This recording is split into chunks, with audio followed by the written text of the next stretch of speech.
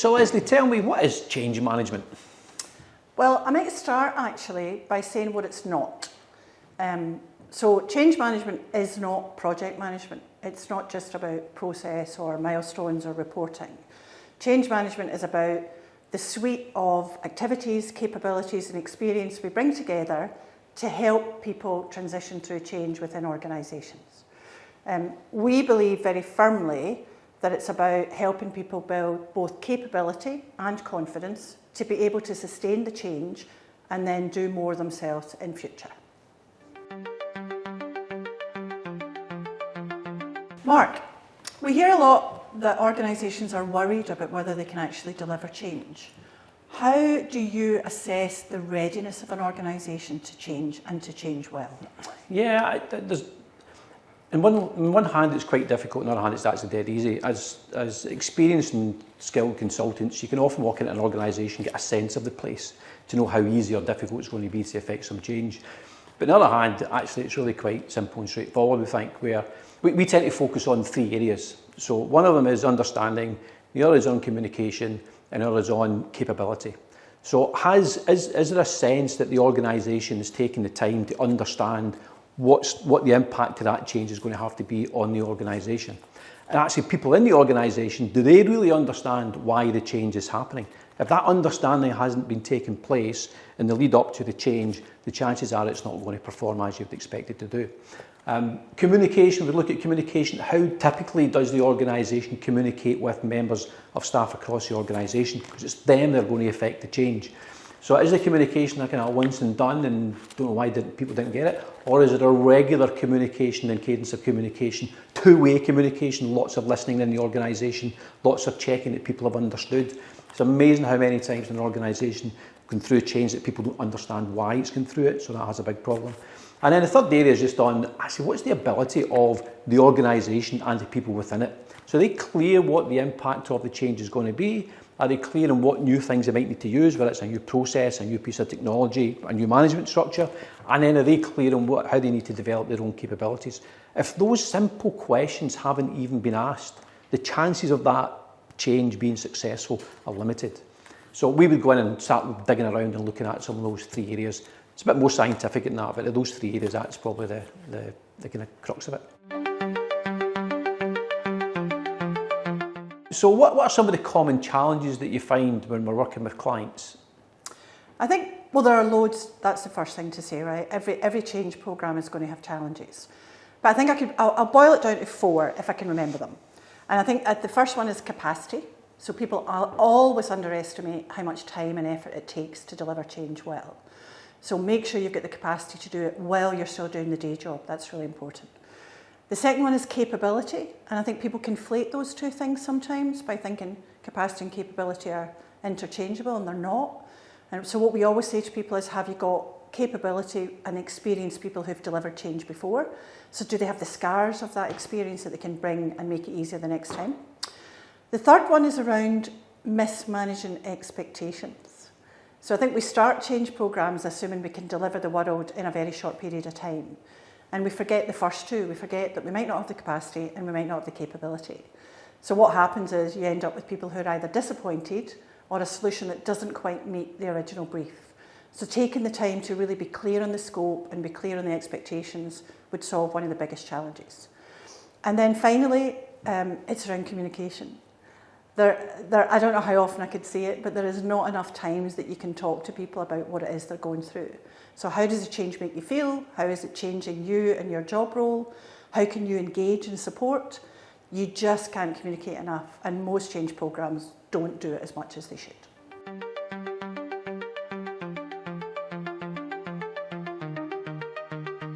And then once you're in working with a client, how do you ensure the change initiatives align with their overall strategic goals? So how do we know that what we're going to deliver will ultimately deliver their ambition? Yeah, it's a good question. It's amazing how many times our starting point is to answer that question with the organisation. Because change isn't done for change's sake. It should never be done for change's sake, even though there's a pet project or somebody senior wants to get it done. So unless there's an alignment and a golden thread that runs between the organisational strategy and the individual change, you're probably just wasting your time. And we all know people who are busy fools, right? We all recognise them. Those people that run around the office, I'm so busy, I haven't got time for lunch, I haven't got time to think, all of those busy fools. And often we look at them and say, what do they actually do? And what value are they actually bring into the organisation? It's the same with change. So with change, you need to look at each of these change initiatives that are being considered. How does it align to the organisational strategy? How can you show that golden thread? And there's various different ways you can do that.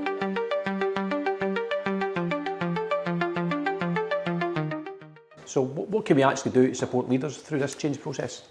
The leadership role through change is incredibly lonely. So they've got to manage the business as usual operations and be the advocate and ambassador for change. So we're asking people to do 2 day jobs in essence. So what we would say to leaders is, here's how we can support you. We can help you communicate a vision that's really compelling.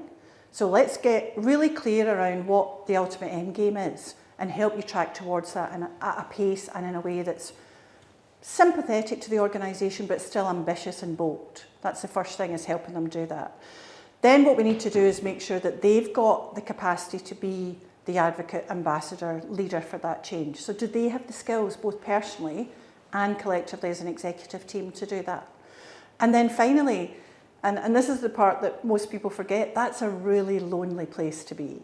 So a lot of what we do with leadership teams is spend time with them saying, can we be a sounding board? Can we offer you advice? Can we offer you personal coaching and development through that process to build their confidence? Because we assume that all leaders have done change before, and they haven't.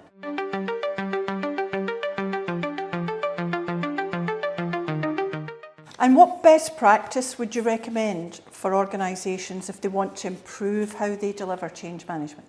My favourite way of looking at that is to make sure that you get the yin and the yang of the organisation right. So that's competing but opposite forces that need to work together with each other. So light and dark, moon and the sun. In an organisation, you're talking about hard performance metrics, you're talking about people. So when it comes to change, it's getting that balance right, which is often missed. So often you get organisations from a change perspective, actually just running a business perspective, so focused on the hard metrics that they forget about the people. And then other ones are so focused on the people, they forget actually we've got a business to run. So there is no business to run unless you've got people, but if you don't get the performance metrics right, there isn't a business, so the people don't have a job either. So it's getting the balance between those two things is really, really important. And often what's missed is the people aspect to it, hence why we talk about people-centred change, not in a soft and fluffy way. But unless you get the people-centred change right, you don't have a business that performs, and therefore you don't have a business. What do you get out of this? What's the good bits about the job for you? If you think about what we get to do, so we get to effect change in big or small or medium-sized organisations that make a difference to customers and team members. It doesn't get any better than that. And in doing that, I get invited in to some of the best brands that we work with, and they're asking our advice about how we can help them. And I never take that for granted. It is such a huge privilege. And then finally, I get to learn every day from amazingly talented people, both in the client organisations, but also in Equator and its partner companies. It's the best job.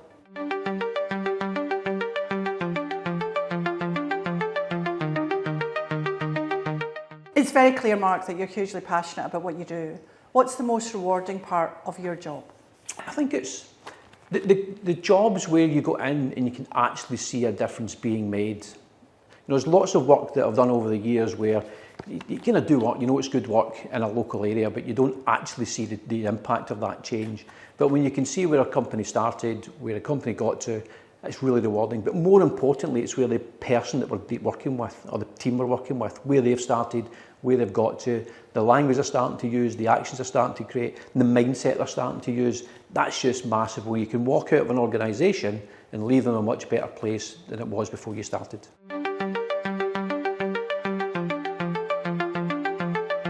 How should they be brave enough, a chat with you benefit an organisation looking to embark on change?